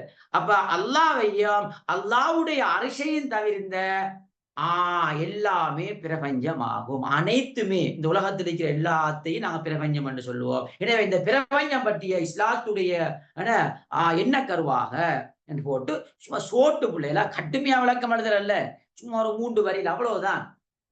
எழுதிட்டு பிள்ளைகள் நல்லா ஞாபகம் வச்சுக் கொள்ளுங்க. 5 பாயிண்ட்ஸ் எழுதணும். அதே மாதிரி ஏனைய சமயங்களை ஷோர்ட்டா எழுதி கொள்ளுங்க. 10 மார்க்ஸுக்கு பிரபஞ்சம் பற்றிய இஸ்லாத்துடைய எண்ணக்கருண்டு கேட்டாலும் அதுக்குள்ள ரகசியமாக ஏனைய சமயங்களையும் ஷோர்ட்டா கீழே எழுதி கொள்ளுங்க, மறக்க வேண்டாம். சரியா? இதான் நுணுக்கம் இல்லையா? இதான் ஒரு கேள்வி வந்தா எந்த சிஸ்டத்தை ஃபாலோ பண்ணணும் அந்த ஓர்டரை சொல்லி தருவேன். அந்த ஓர்டர் படி எழுதுங்க. 10 மார்க்ஸுக்கு வந்தா பிள்ளைங்க நல்லா விளைய கொள்ளணும். 10 மார்க்ஸுக்கு வந்தா நாங்க 19 நிமிடம் ஒதுக்க வேண்டும். இந்த 19 நிமிடத்துக்குள்ள இந்த விஷயங்கள் அனைத்தையும் நாங்க எழுதி முடிச்சிடணும். 19 நிமிடத்துக்கு எழுதி முடிச்சிடணும். அதுக்கு மேல 1 நிமிடம் கூட எடுக்கக்கூடாது. அப்படி எடுத்தா நீங்க சும்மாவே பெருக்கி பாருங்க பிள்ளைகள், சும்மாவே ஒரு 10-15 நிமிடம் வைத்து ஒரு கேள்விக்கு 1 நிமிடம் எடுத்தா சும்மா பெருக்கி பாருங்க. அப்ப 10 மார்க்ஸ் கேள்வி விடுபடுமா படாதா? படும். எனவே கட்டாயம் டைம் ஷெட்யூல் முக்கியம். இன்ஷா அல்லாஹ் நான் உங்களுக்கு 2 மார்க்ஸுக்கு டைம், 4 மார்க்ஸ் எல்லாம் சொல்லி தருவோம். எல்லாம் அழகா பக்கவா 1வது யூனிட், 2வது யூனிட், 3வது யூனிட், 4 இப்படி நான் பாஸ் பேப்பரையும் கொண்டு போவேன். அதோட தியரி கிளாஸே செஞ்சு தருவேன். எப்படி கேள்வி வருமென்னு சொல்லுவேன். சும்மா அழகா அப்படியே 10 அழகையும் முழுமையாக படிக்கிற மாதிரி இருக்கும் உங்களுக்கு இந்த 3 மாத கால செமினார். சரியா பிள்ளைகள்? 3 மாத கால செமினார். இன்னொரு விஷயம் விளைய கொள்ளணும் பிள்ளைகள், எப்போதுமே ஒரு சொற்கள்ல அதை மட்டும் பாடமாக்க கூடாது. உதாரணமாக பிள்ளைகள், இமாரத். இமாரத்துன்னா நீங்க படிச்சிருப்பீங்க, மனிதன் மீது சுமத்தப்பட்டுள்ள 3 பொறுப்புகள் இபாதத், ஹிலாபத், இமாரத். இப்ப இமாரத்துன்னா நீங்க பாடமாக்கி வச்சிருப்பீங்க பூமியை வளப்படுத்தல். அதை மட்டும் பாடமாக்க கூடாது. இமாரத்துண்டா பூமியை வளப்படுத்தல், சூழலை பாதுகாத்தல், சுற்றாடலை பாதுகாத்தல். அப்ப பூமியை வளப்படுத்துற வரும், விவசாயம் அதெல்லாம் வரும். சூழலை பாதுகாக்கிறங்கிற சூழலை சுத்தமாக வச்சு கொள்ற அது வரும். சுற்றாடலை பாதுகாக்கிற டெங்கு ஒழிப்பு, சிரமதானம், நாங்க ஜோக்கெட் சாப்பிட்டா அதை நாங்க டஸ்ட்பின்ல போடுறது, இதெல்லாம் இமாரத் பணி. இத இமாரத் பணி. அப்ப சொற்களை தெளிவாக விளங்கினாத்தான் எம்சிக்கு கேள்விக்கு ஒரு கேள்வி கேட்டா இமாரத் என்ற சொல்ல நாங்க தெளிவாக விளங்கிக் கொள்ளலாம். அதே மாதிரி தான் பிள்ளைல ஹிலாபத். ஹிலாபத்னா என்ன நாங்க பாடமாக்கி வச்சிருக்கிறோம். சரியா பிள்ளைய?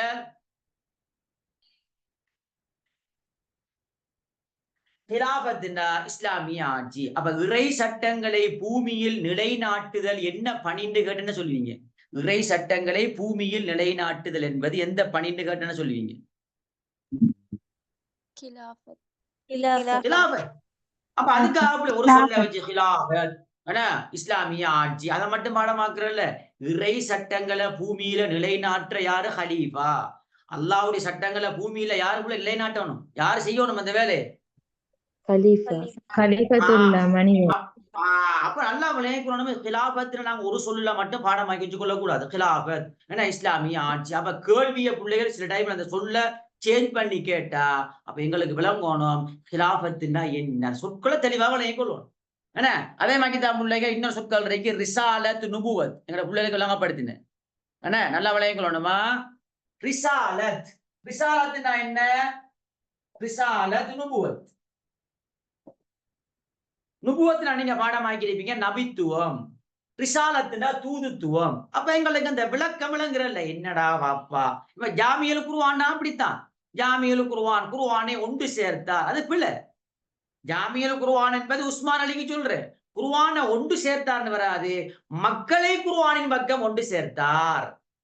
மக்கள் அவர காலத்துல குர்ஆனை உச்சரிப்புல பிழை ஏற்படுத்தினாங்க. எல்லா மக்களையும் ஒரே விதமாக ஓத வேண்டும் என்று ஏற்பாடு செய்தார். அதனால ஜாமியுல் குர்ஆன். அப்ப ஜம்முல் குர்ஆன் என்னன்னு கேட்டா உஸ்மான் அலி அல்ல. ஜம்முல் குர்ஆன்டா குர்ஆன் தொகுக்கப்பட்ட வரலாறுக்கு ரசூலுல்லாஹ் காலம், அபூபக்கருடைய காலம், உஸ்மானுடைய காலம், நவீன காலம், அதுக்குத்தான் ஜம்முல் குர்ஆன். ஜாமியல் குர்ஆன் உஸ்மான் அலி. இதெல்லாம் தெளிவாக விளங்கிக் கொள்ளணும். இதெல்லாம் அழகா செய்வேன் செமினார்ல. சரியா? அழகா செஞ்சு தருவேன். ரிசாலத் இதை நீங்க பாடமாக்கி வச்சிருப்பீங்க. நுபுவத் நபித்துவம், ரிசாலத் தூதுத்துவம். அப்படின்டா யோசிப்பீங்க. அப்படின்டா என்னடா வாப்பா, அந்த சொற்களுக்கு பக்கத்துல லேசா போடுங்க. நுபுவத் பதவி, ரிசாலத் மேலதிக பொறுப்பு.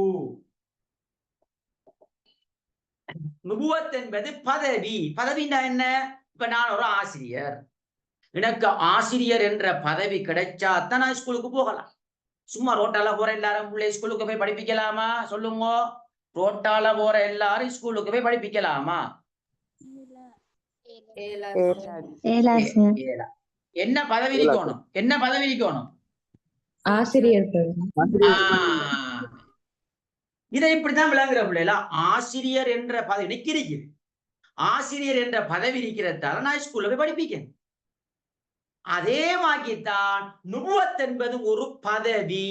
யாருக்கு வழங்கப்படுற பதவிண்டா? ஆசிரியர் இணைக்கின்றா. நுபுவத் என்ற பதவி இணைக்கு கிடைக்காது. நபிமார்களுக்கு வழங்கப்படுற பதவி. நபிமார்களுக்கு வழங்கப்படுற பதவி தான் இது.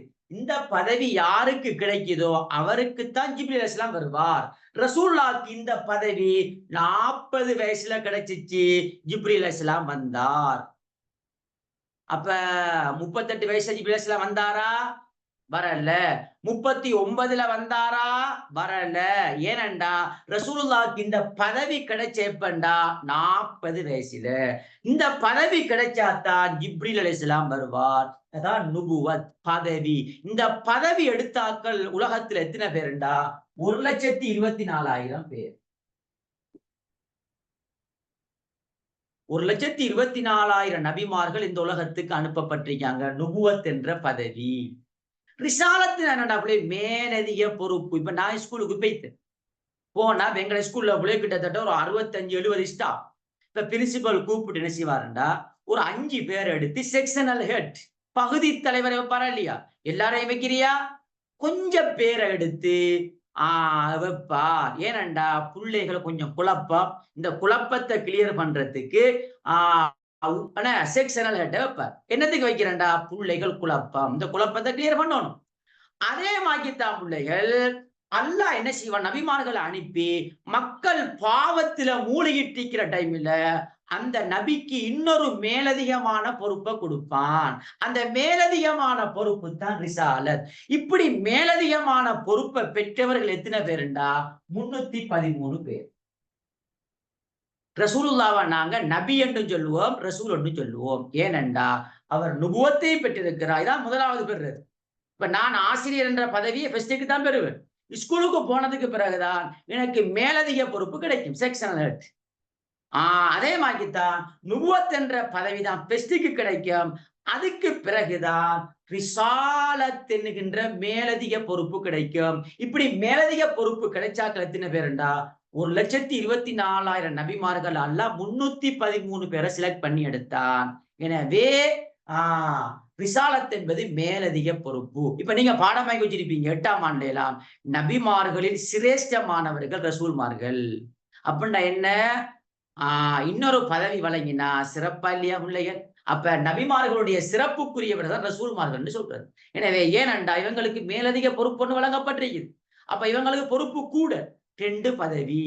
இப்ப ரசூலுல்லாஹ்க்கு 2 பதவி, நுபுவத்தும் தான் ரிசாலத்தும் தான். ஆனா ஆதம் அலைஹிஸ்ஸலாத்துக்கு ஒரு பதவிதான். ஆதம் நபி நான் சொல்லுவோம், ஆதம் ரசூல்னு சொல்றியா? இல்ல, அவருக்கு ஒரு பதவி தான் கிடைத்தது. இப்படி ஒரு பதவி கிடைத்தாக்கள் 1,24,000. 2 பதவியும் கிடைச்சாக்கள் அல்லாஹ் 1,24,000 நபிமார்கள்ல ஒரு 313 பேரை செலக்ட் பண்ணி எடுத்தான். என்னத்துக்கு எடுத்தான்னா, மக்கள் பாவத்துல மூழ்கிட்டு இருந்தாங்க. இந்த டைம்ல அல்லாஹ் சொல்லுவான், மேலதிக பொறுப்பை கொடுத்து மக்களை நேர்வழியும் பக்கம் அடையுங்கோ. அப்ப பொறுப்பு கூடயா இல்லையா? இவரை விட இவருக்கு இன்னொரு பொறுப்பு வழங்கப்படுறதால பொறுப்புகள் கூட.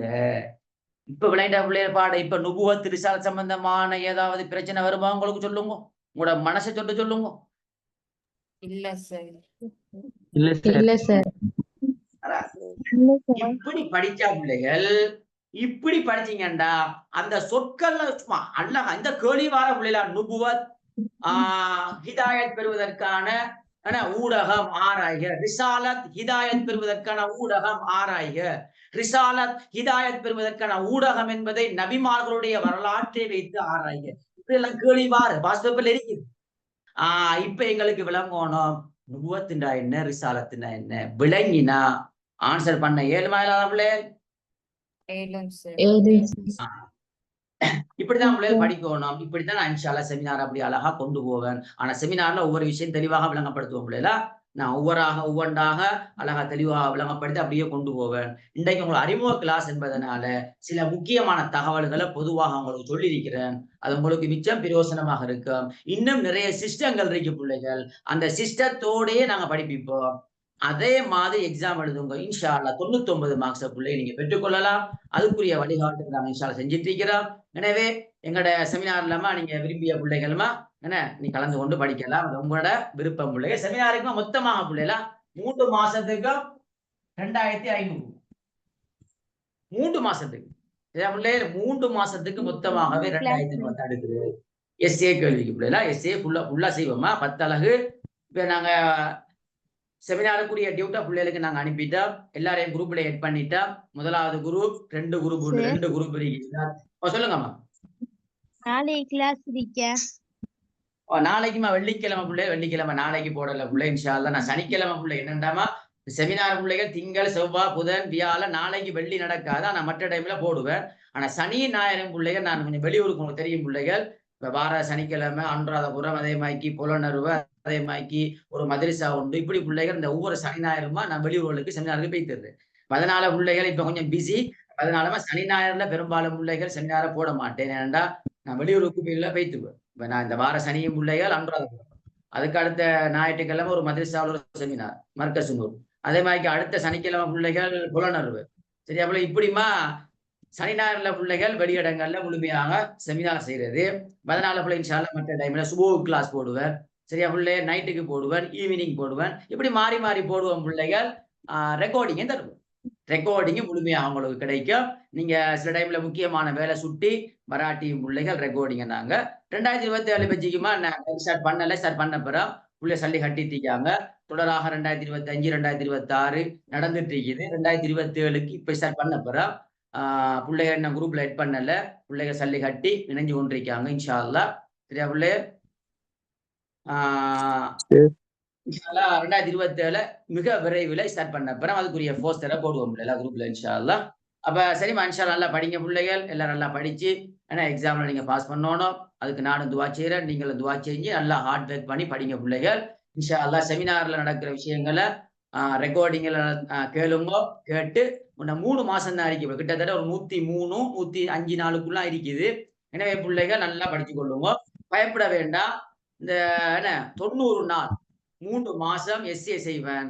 முழுமையாக உங்களோட சிலபஸ் அழகா கிளியர் பண்ணி தருவேன். சரியா பிள்ளைகள்? இன்ஷா அல்லாஹ் படிங்கோ. என்ன பயம் வேண்டாம். அதுக்காகத்தான் நாங்க 3 மாத கால செமினார் செய்யறது. சிலபஸையே முடிச்சு கொடுக்குற பிள்ளைகளுக்கு முக்கியமா. என்ன இந்த சாய்ஸ் பண்ற கேள்வி, இந்த ஒரு நாள் செமினார், இன்றையோட எல்லாம் ஏன்னா இதைத்தான் மட்டும் பாருங்கோ, அதை பார்க்க வேண்டாம். அந்த கதையெல்லாம் கிடையாது. 10 அழகையும் சும்மா அழகா பிள்ளைகள் செஞ்சு தருவோம். ஏண்டா சாய்ஸ் பண்ணி படிச்சீங்கடா பிள்ளைகள் எம்சிக்யூ கேள்வி செய்ய மாட்டீங்க. 50க்கு 50 செய்யும். ஆனா எஸ்ஏ கேள்வி அப்படி இல்லை, 8ல 5 தான் செய்யும். ஆனா எம்சிக்யூ கேள்வி 50க்கு 50 செய்யணும். அப்ப சாய்ஸ் பண்ணலாமா? நாம இது படிக்க தேவையில்லை, சாய்ஸ் பண்ணலாமா? 14 பிள்ளைகள் அப்படியெல்லாம் நாங்க படிப்பிக்கிறோம்ல.